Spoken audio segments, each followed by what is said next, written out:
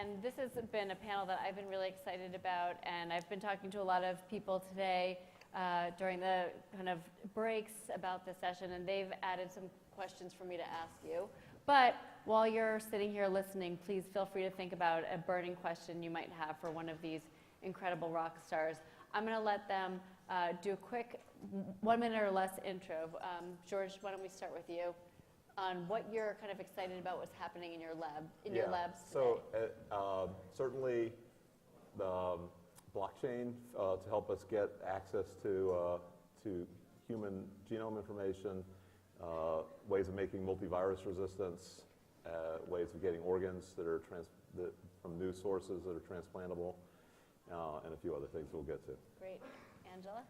Hi, my name's Angela, and I'm interested, in my group we genetically engineer organisms to make materials and devices, and we focus on energy, the environment, and cancer applications. And Harvey? And I'm Harvey Lotish. I spend an increasing fraction of my time working with parents and NGOs developing treatments for rare diseases.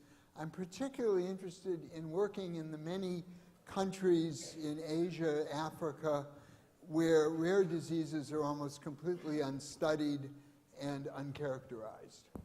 Great, thank you. Actually, Harvey, why don't we start with you, because you and I have chatted a little bit about your experience at Genzyme and in rare diseases and your own personal experience in your own family and how that relates to the work that you're doing today.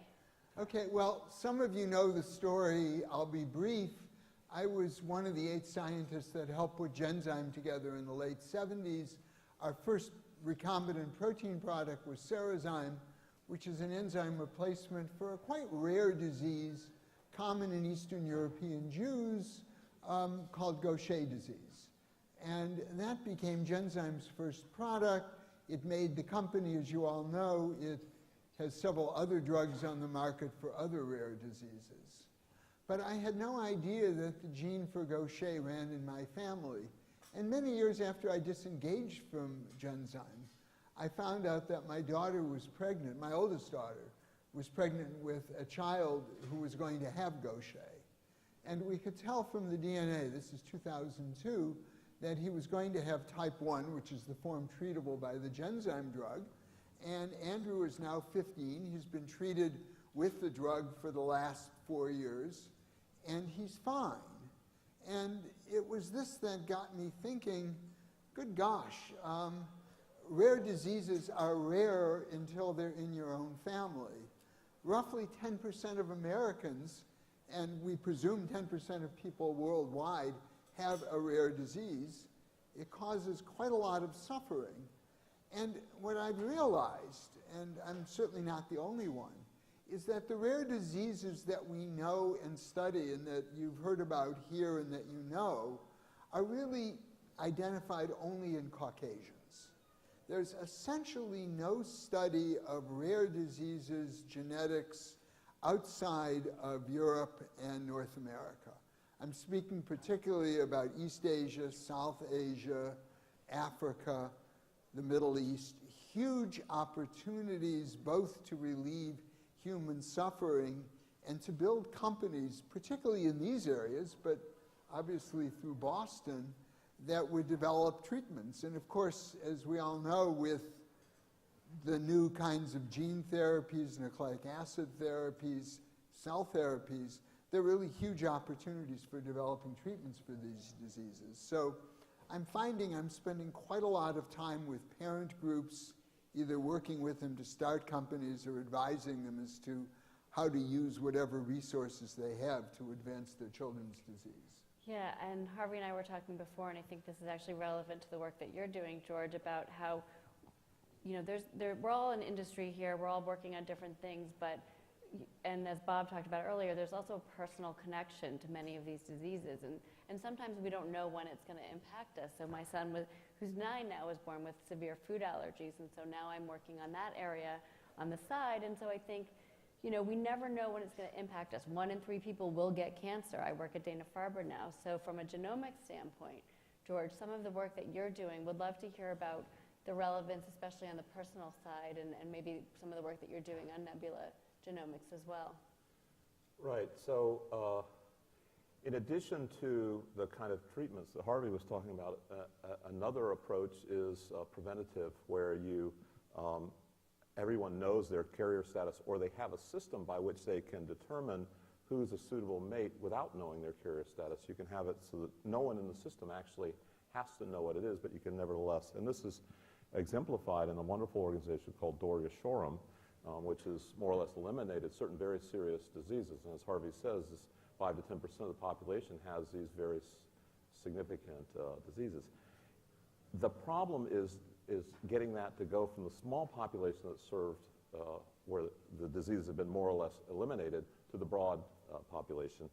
And that's been partly building, requires a way of doing that securely, and doing it in such a way that people see the benefit even if they don't get a risk. So one of the problems is if it's only 5 to 10%, people say, oh, those are pretty good odds, I'll just have a baby. 95%, 90% odds sounds pretty good.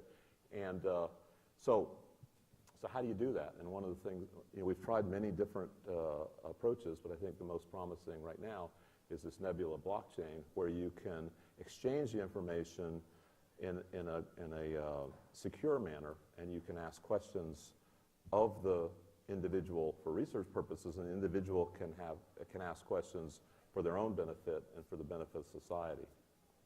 Great, thank you. I'm sure there'll be questions about that later. Angela, the work that you're doing is from an engineering standpoint, a little different from the work that we've been talking about so far. Would love to hear kind of what you're excited about and what you're seeing as healthcare is kind of a newer area for you over the recent past from other areas that you've worked in. Well, thank you for the question. I'm an engineer, and basically I just like solving problems. And I'd worked in developing materials for energy storage and solar and catalysis, and had formed companies in electronics and in natural gas.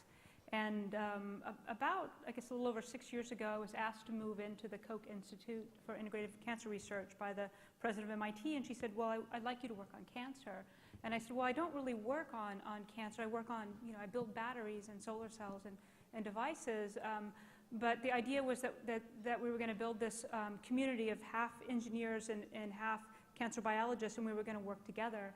And I was a little nervous about it at first, because it's, cancer to me is such an important problem, such an important disease, that I feel like the people that are there should be, really established people in the field. But it's been amazing, because I've learned so much, and we try to think of cancer from an engineering perspective. And so since I started taking some of the technology I built for solar cells and batteries, and I started using it for cancer diagnostics and imaging, because I'm a materials engineer, so everything has a material solution to me. Everything is a material. And so some of the same materials we developed for solar cell efficiency, we end up using for cancer diagnostics and imaging. And it's been an incredible experience. And so in my lab, we have almost all engineers, but the engineers are working with the cancer biologist, and it's just a great way to interact and to train and facilitate student learning. And it's kind of interesting, because all the lectures I tend to be giving this year are at medical schools now, and going to medical conferences, which I would have thought, not thought about 3 years ago.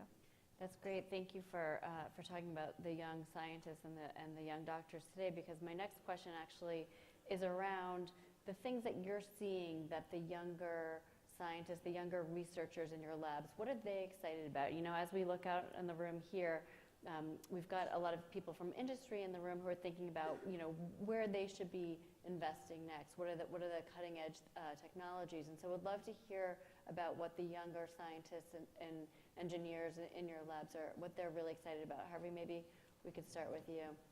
Well, let me answer the question slightly differently and tell you about the new course I'm teaching, which is actually at the Sloan School, the business school at MIT. I'm teaching, and it answers your question. It's a course I'm teaching with Andrew Lowe, a professor of finance, and the course is entitled The Science and Finance of Biotech. And roughly half the students are MBA students, and the other half are PhD graduate students, either in biological engineering or chemical engineering or biology. And we teach the MBA students enough of gene therapy and cell therapy to understand what's going on in depth. Everyone learns finance, including myself.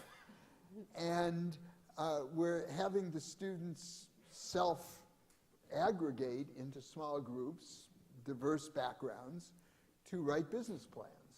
So I think it's clear that a significant number of our graduate students and postdocs really want to work in industry. Almost all of them, if you ask them, want to work in startup companies where you can do exciting, innovative research. George, you have a lot of startups, you've started up a lot of companies. What do you see from the scientists, or maybe not even just scientists, business students or other younger generations that are in your startups? What are they most excited about? What do they want to do? What do they want to spend their time on?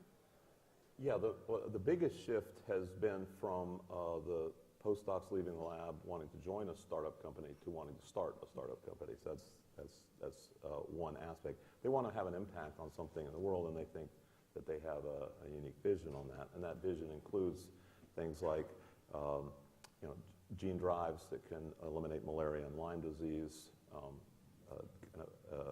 ways of engineering organoids to do either drug testing or testing of new variants you find in the genome. Aging reversal is one that is very exciting, and starting with dogs, because there is a market for aging reversal drugs in dogs, and we have. So those are some of the things that they get excited.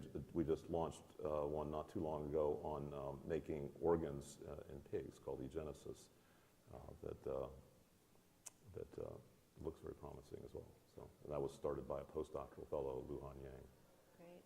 Angela, as a female and also an engineer, there must be a lot of young women who come to you and talk to you about things that they want to start up. I'm sure young men as well. But are you seeing any trends from the younger generation these days? So the trends I think I see are similar. The part that makes me feel very good and hopeful in general is that the students want to make a difference in the world, which I think is great. And the students who come and apply for graduate school and come to work in my lab, the things they're interested in, basically the three areas they're interested in right now is clean water for everyone. They're interested in early cancer detection and immunotherapy, and then they're interested in reducing CO2. And so they're all major issues for humanity and the planet. And I just it's so much. It gives me so much hope to think that there's so many good minds interested in working on these problems or these challenges. And I think that as an engineer also, although we tend to be makers in general, I think that the young people are getting even more maker-like, and I really enjoy that. Even some of the people in my lab that are less engineers, like we had this really many $100,000 laser break recently, and I'd only had it for like 18 months, and they said, well, it's going to cost $20,000 to come repair it. My students got together and made a $175 fix.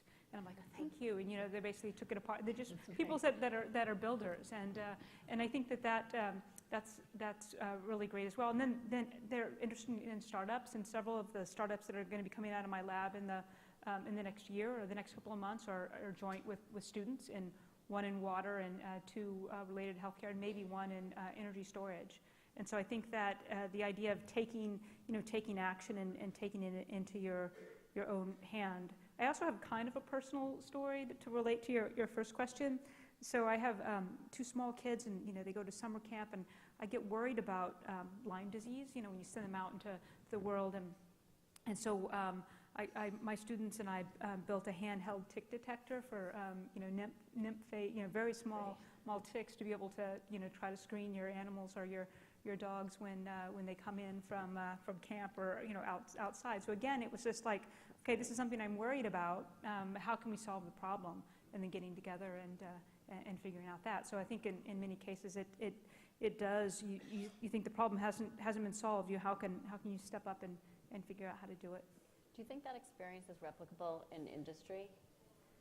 The experience of the younger students kind of building or solving problems together? Oh, or? yeah, definitely. I think that's especially in startups when you only have a handful of people and everyone has to play multiple roles. I think that's definitely a possibility. And in my lab, we have 3D printers and laser cutters, and people just build things themselves.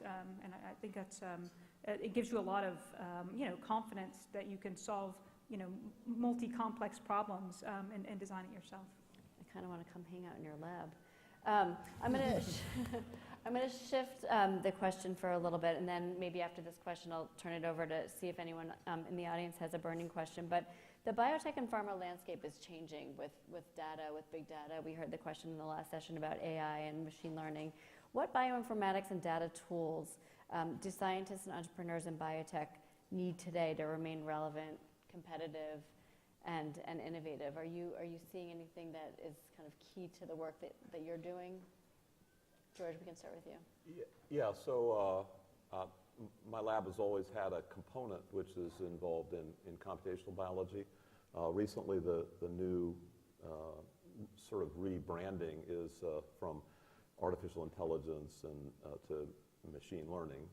And what it needs there is a lot of outcome data where you can see what the result of your manipulations are. And so one of the things we've run, we have systems where we can synthesize something and then synthesize hundreds of thousands of different, say, viruses, and then see that might be used for gene therapy. So viral vectors like adeno-associated virus, we can generate 200,000 of these in a closed loop, machine learning loop, where we can decide what we're going to do in the next iteration. And this has huge advantages over many of the other things, which the competing approaches, which is just doing molecular biology or just doing machine learning on much more complicated problems. Is that something that you've built yourself in the labs, that the lab has built?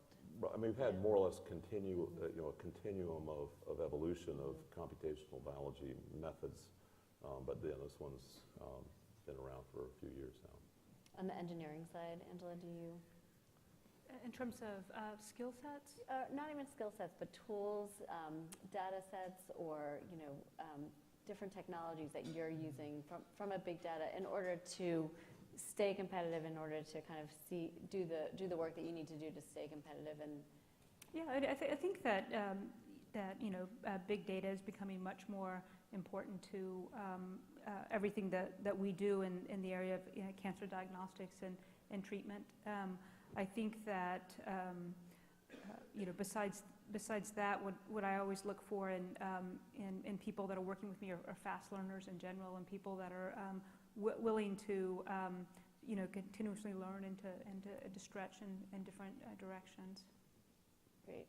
Harvey, do you have anything to add? Just a general comment that not everyone needs to be able to do it, but everyone needs to be able to understand what computational biology is. It's got 100 different aspects, everything from protein structure to DNA databases to GWAS studies and everything in between.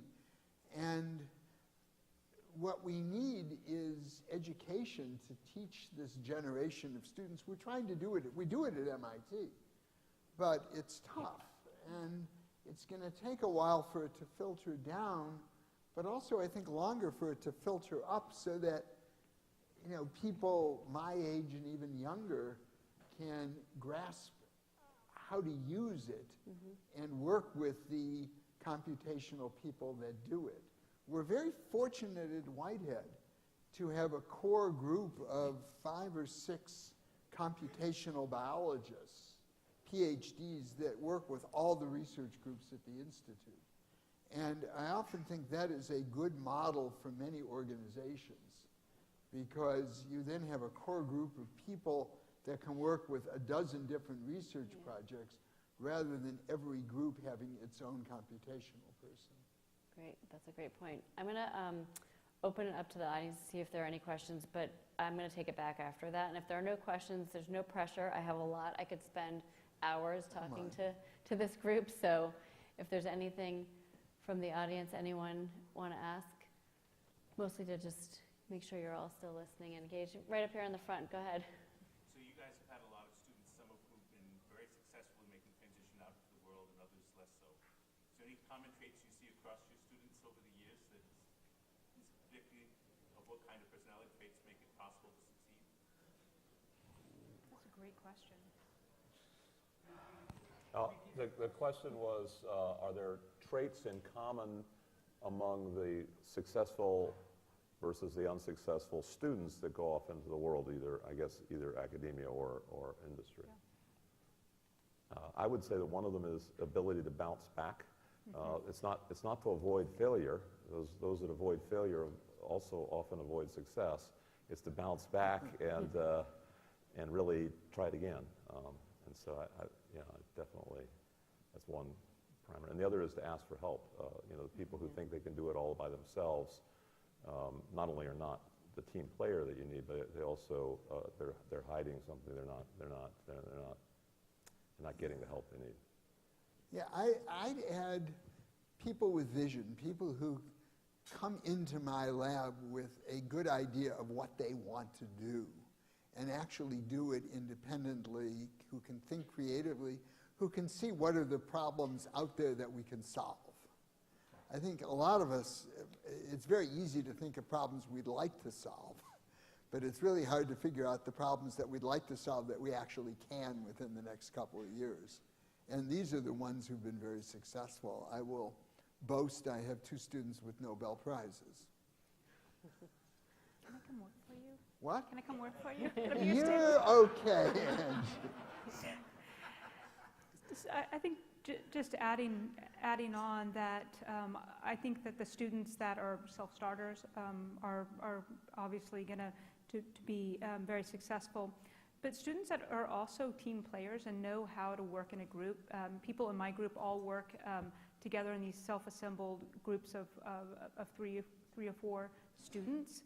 And when I'm interviewing people to join my group, I look for people that are really good at something, but I don't really necessarily care what they're good at, as long as it falls in science or engineering, but then willing to learn other things from scratch. And so a student who thinks that they know everything when they come in is I'm just not interested in, because if you think you know everything, then there's nothing else to learn, right? And so that's what I'm looking for, students who can pivot. So I have people in my lab getting their PhDs in solar and cancer, and the interface between the two. Because people that are passionate, excited, and I think that passion, creativity, and teamwork, working successfully in teams are the most important characteristics for success. And I think bouncing back is critical as well. Great. I'm going to just add one more, which is almost the hardest thing for our students to learn, which is how to evaluate and manage people. Because in contrast to everything else, we don't give courses in this.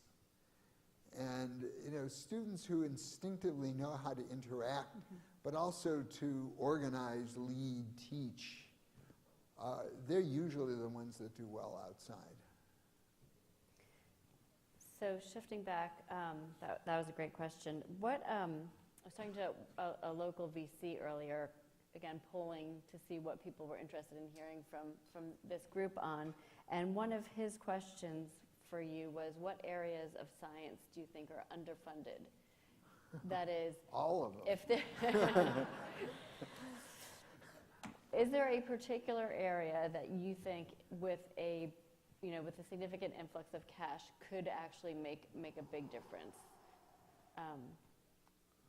I have one that I will throw out and see but just from what I've been seeing at Dana-Farber recently, I think that the protein degradation space is really exciting, and I feel like there's a lot of things on the horizon in that space, in cancer and beyond, and I think that with a large influx of cash, we could see some potential cures one day. I think there are much bigger problems. Tropical diseases, just to raise one. I mean, without the Gates Foundation, we would be nowhere with malaria. And that's simply the personal interest of one family. This is a disease that kills millions. It's somewhat of a disgrace that we don't have a treatment for sickle cell disease. Just as another, cancer gets a lot of attention, but diseases, not just rare diseases, but common diseases, infectious diseases that affect developing countries are grossly understudied, in part because NIH doesn't see it as a priority, and the foundations that we have here don't see it as a priority.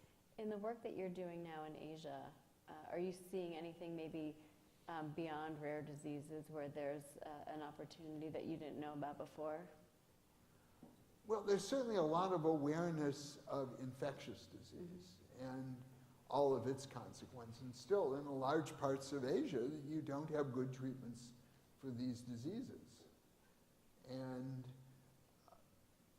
the trouble is most of these countries don't yet have the infrastructure to build large research centers that can do it. And I see a huge opportunity for setting up in Boston companies that deal with problems of the developing world, developing them in Boston and then moving them to wherever once the company is established and is going. Yeah. Just as an example of what we could do as a group collectively to help this. It's interesting, the Gates Medical Research Institute spoke this morning, the new CEO, and they opened an office here in Boston, to your point. Okay, good. And actually, one of the things that we didn't necessarily talk to her about this morning, but is relevant, and all of the spin-outs and startups that you guys have been part of over the years, she didn't necessarily talk about how she might create an accelerator where there might be a lot of startups coming out of that. But I wonder, from your perspective, how startups can play a role in some of these. George, I don't know if you... Yeah, well, I think the original question of what's underfunded, I mean, you could ask what's overfunded, that's hard to answer that. But I think probably it's preventative disease is underfunded. If you look at, for example, the National Cancer Institute spends about maybe 1 to 5% of its budget on prevention. And if you look at all the things that really extended quality-adjusted life years in cancer, it's things that are preventative. It's avoiding carcinogens and UV and HPV vaccines and genetic tests. Or even catching things earlier. So I think that would be great, and the startups can play a big role in that because it's something that requires a fresh look at things. Yeah. And there's a tendency for even investors to steer clear of anything that might be perceived as a preventative or a diagnostic. Right.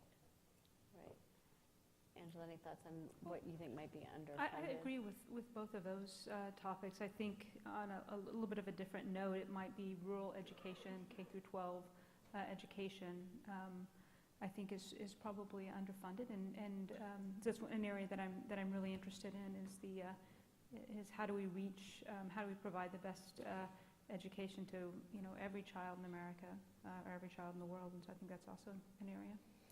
Given that comment, do you have any concerns about the direction that science is headed today? Whether it be, it could be funding, as we're talking about, it could be the context, it could be beyond that, it could be about education. I mean, any concerns that you have about where we might be headed without getting too political? Well, let me try, and it won't be political. The good news, if you look at Boston, is the 4 hospitals in the United States with the top NIH research funding are all in Boston. And yet, when I look at the budgets, I look at the Whitehead Institute, 30 years ago, 70% of the Whitehead budget was from NIH and other federal grants. It's now 30%. I'm on the board of trustees at Boston Children's. You see the same trend.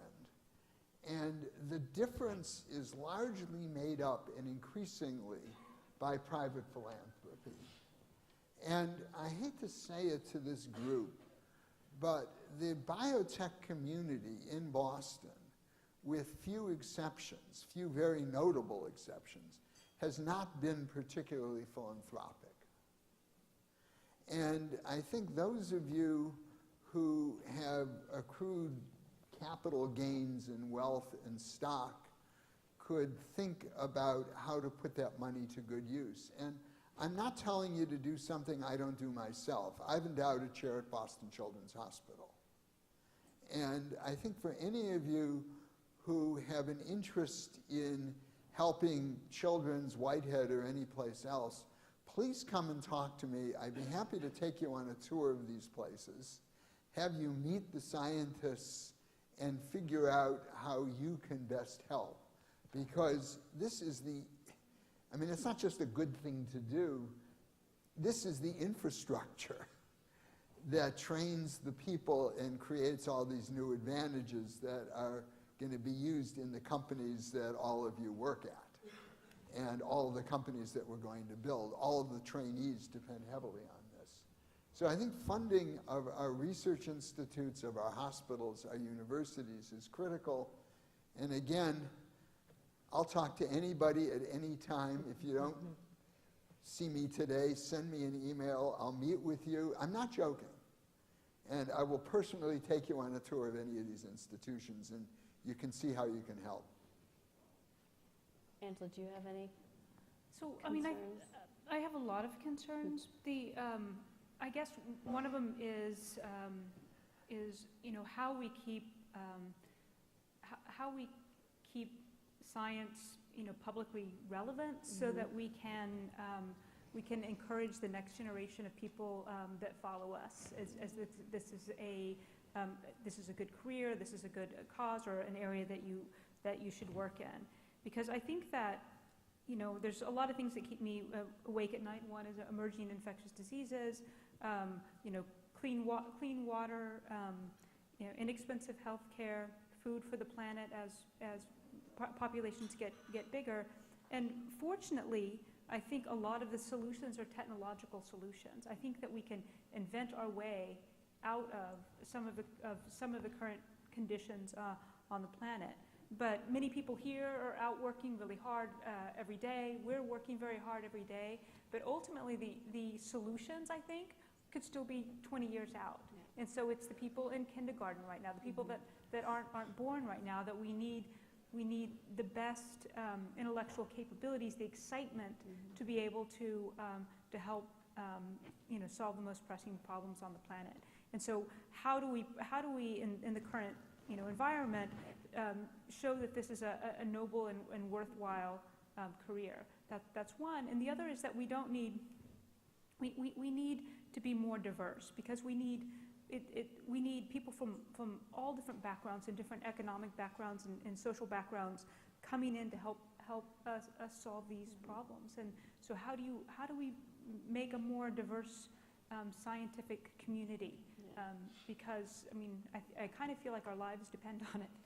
Yeah, thank you. You just gave me the response to give to my son when he said, "Why do I have to do my homework tonight?" Should have taped that. We have to save the world. It's up to you. George, do you have any concerns about science and where we're headed?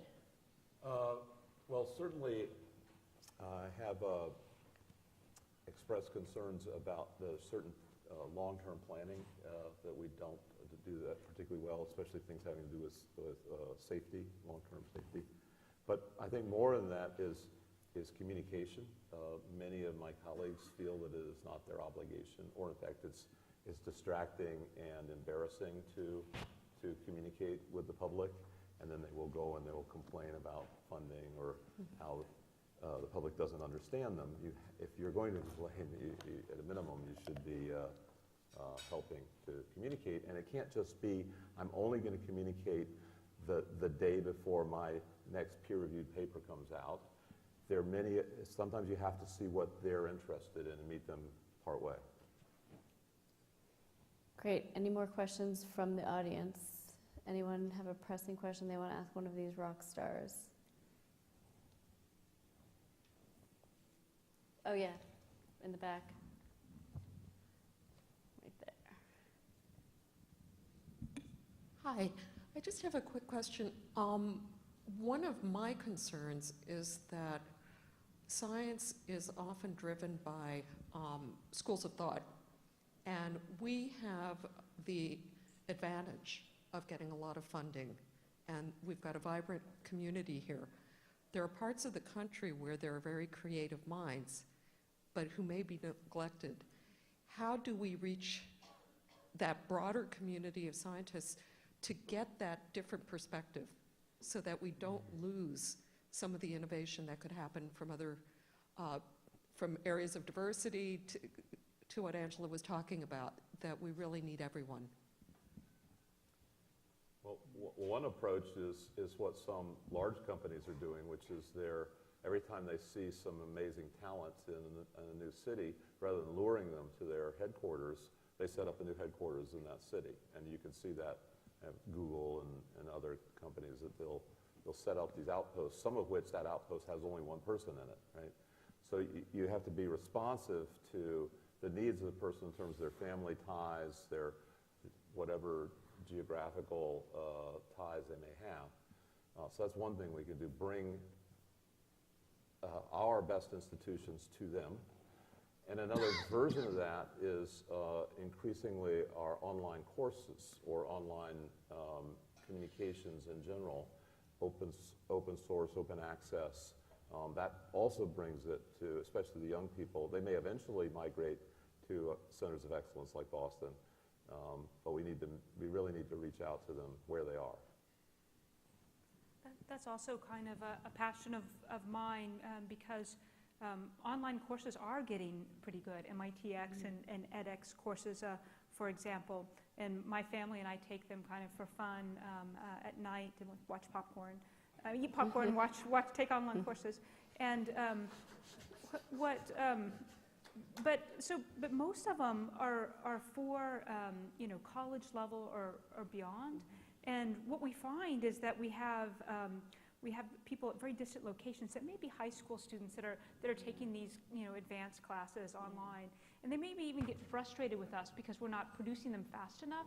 And so then they'll take where the content ends, they'll build their own course and then make it available. So I think that the hunger is there, and I think that but what I'd like to do is I'd like to see that available for even the youngest learners. So what if we basically took what's pretty successful and these kind of platforms that we have for online education, but what if we also did them for middle school, and what if we did them for elementary school? Because these kids that are finding these courses in middle school and junior and high school, in order to be in a very distant location in a very kind of remote or poor community and be taking these classes online, you have to be a big self-starter. You have to be. But what about those kids that are first grade, second grade, third grade, that they have that same potential, but it's just been missed because they haven't seen it as an opportunity. And so that's what I'm really interested in. How do you reach the most brilliant people under the age of 18 to show them what is possible, and provide them the information to spark the intelligence and drive that they already have, but it's just not accessible, because it does seem fair, because there's just as many smart and capable and creative kids in these locations. They just don't have MIT down the street or Harvard down the street, and so it's those kids that kind of get left behind that I want to. edX Junior. edX Junior, exactly. I'm in. Okay. Harvey. Let me just build on what Angie just said.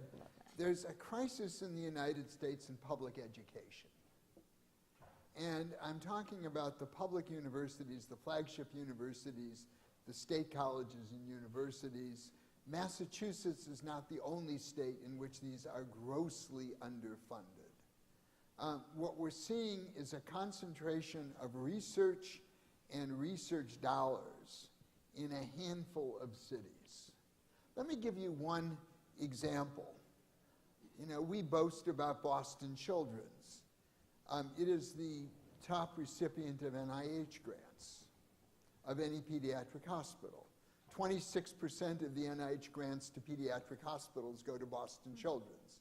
If you add in numbers 2 and 3, Cincinnati and Philadelphia, and you add in, what's the one, St. Jude's in Memphis, 2/3 of the funding for pediatric hospitals go to 4 institutions. And that is increasingly true in a lot of other areas.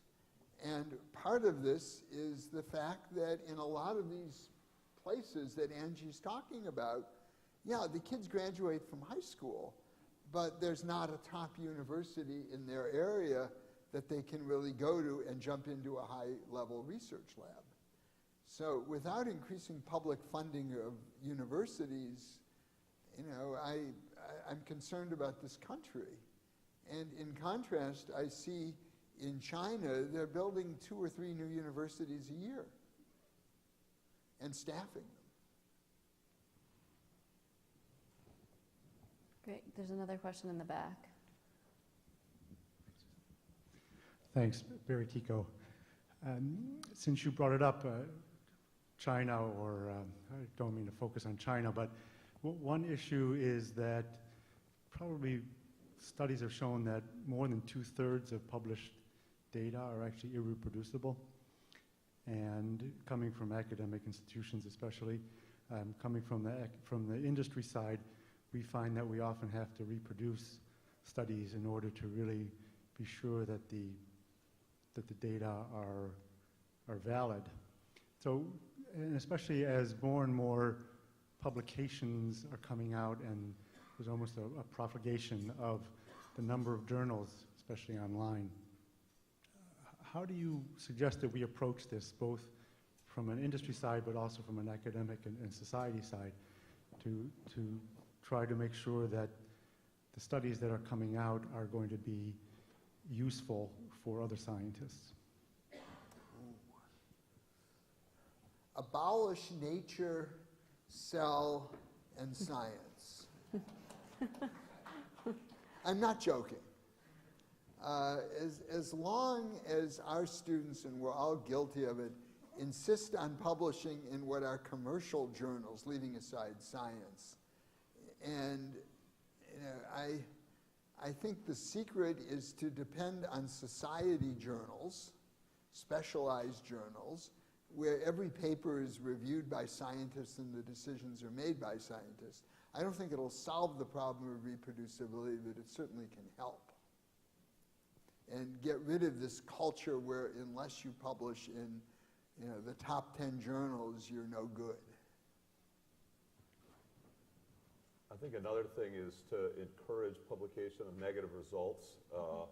Right now, there's a selection bias towards positive or exciting results, and the consequence of that is that you get a selection bias towards the ones that either for statistical reasons or for bad design resulted in a very positive result.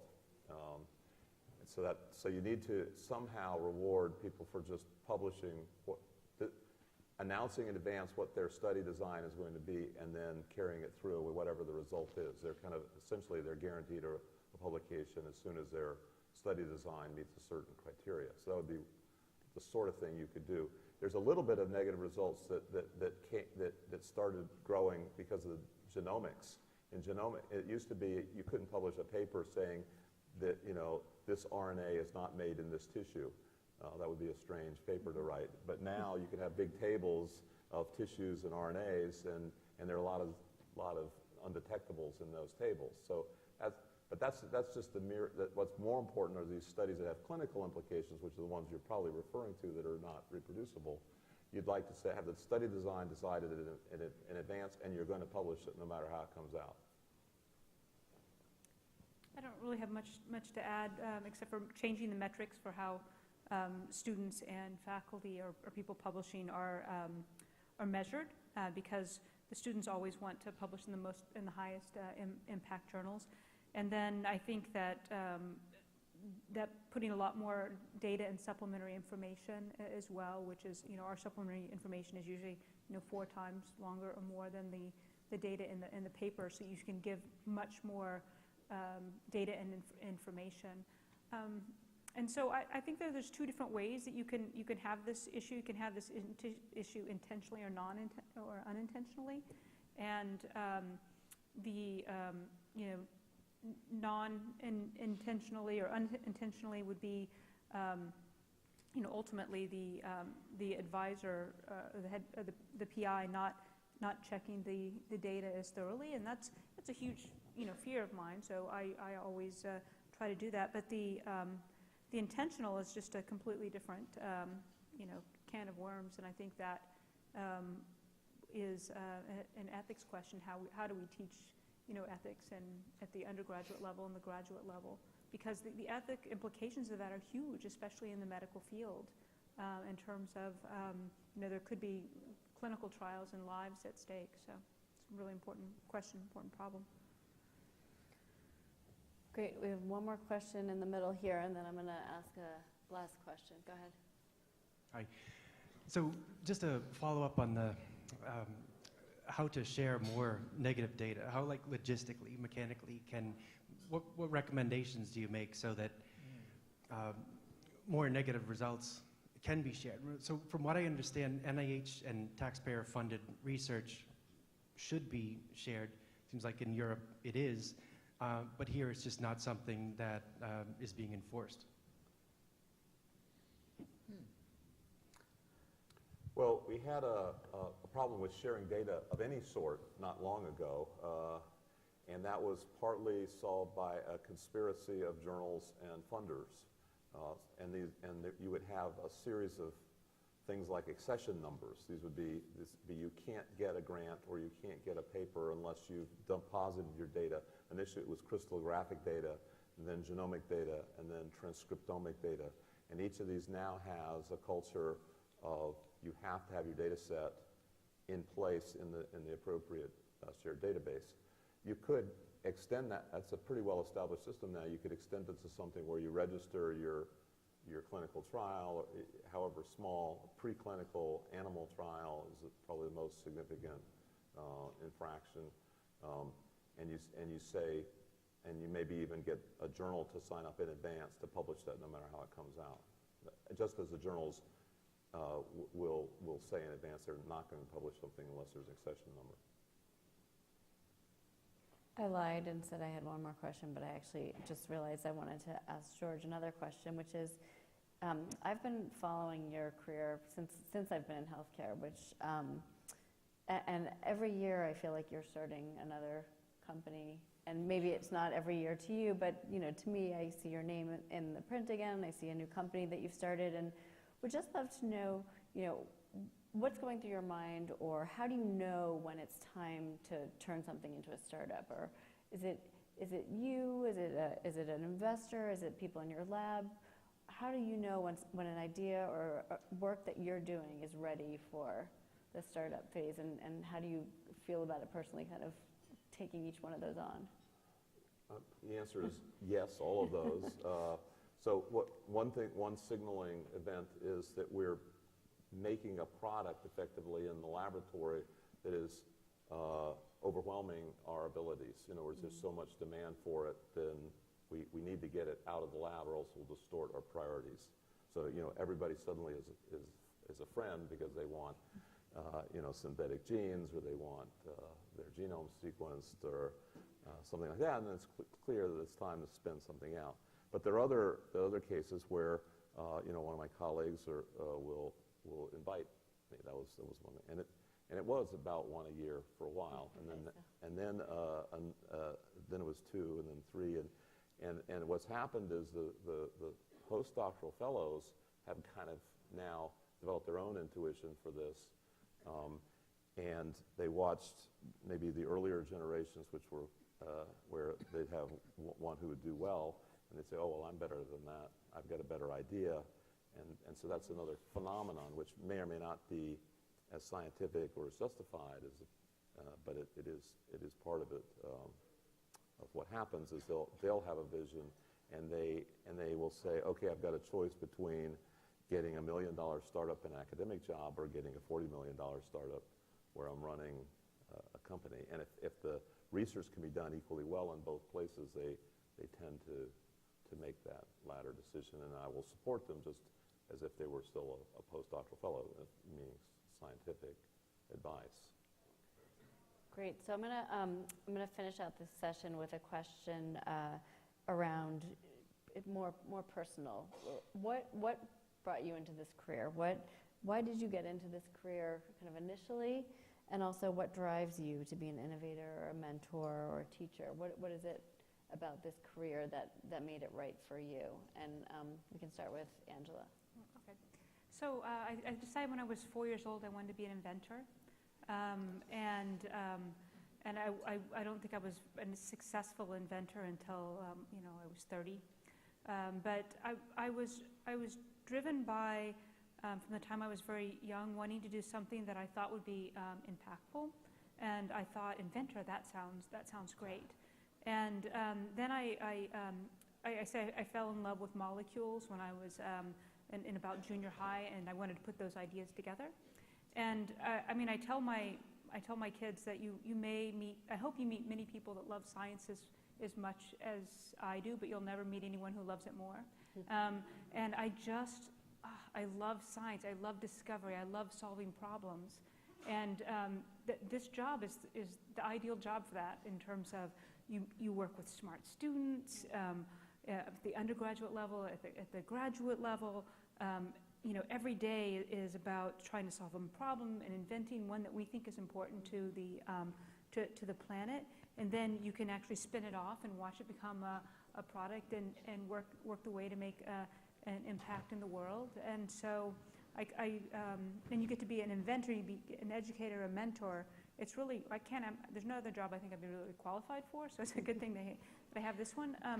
But to me, it's a joy, and I also think that engineering is a service profession.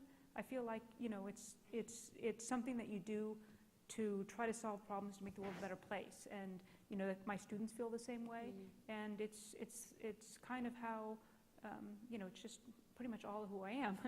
That's great, George. Do you want to? Yeah, I don't want to repeat what Angela said, but I feel very resonating with almost exactly the same set of ideals and history. I would add to it a little misperception. Many of my trajectory was not quite as direct, and I had some misperceptions. Like, I thought that scientists worked by themselves. They would have an idea, and then they would work by themselves, and then I arrived to where I am, and suddenly, a huge fraction of my time is interacting with the wonderful students and postdocs and other scientists and so forth. And I talk to my humanities colleagues, which I always imagine would be the gregarious type, and they're the ones that work by themselves writing a book. They don't even want their book contaminated by anybody else's way of thinking, at least while they're writing it. So that was one thing that was a little bit surprising. I was inspired by, I lived sort of on the mudflats, and my third father was a physician, and so I was kind of simultaneously excited by the environmental questions and the invention questions of how those things ended up in his medical bag, and I couldn't figure out how to put together the natural and the synthetic until many years later. But that was another. There's a whole series of epiphanies there. You have one reason that you're going into science, and then you find that the actual sciences and engineering is so much more amazing. We'll finish it out with Harvey. Yeah, my history is different because I'm much older than you guys. And I grew up in the 50s. I had no role models. I had no idea what science was or what scientists did.